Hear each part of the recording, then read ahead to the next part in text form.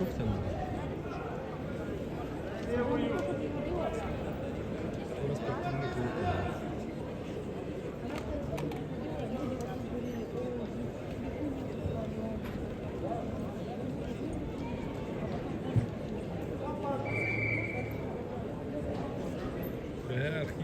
gibi kabul bir bitti.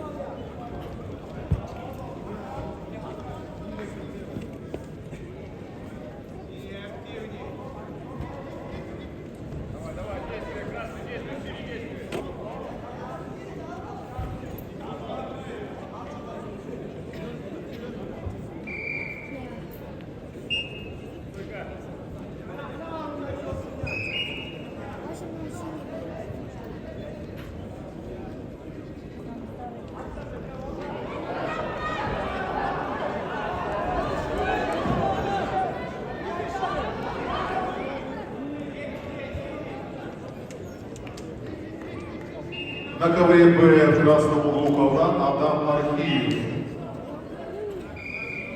Борьбой занимается на протяжении 10 лет первый тренер Резван Архиев. Лучшие спортивные результаты: победитель первенства России спортсменов до 21 года,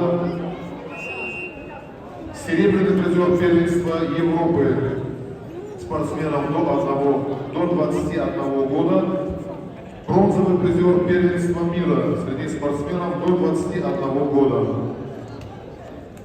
На ковре А победу одержал Ариф Гаджия Абдулаев, Калининград, завоевав бронзовую медаль в весовой категории до 65 килограммов.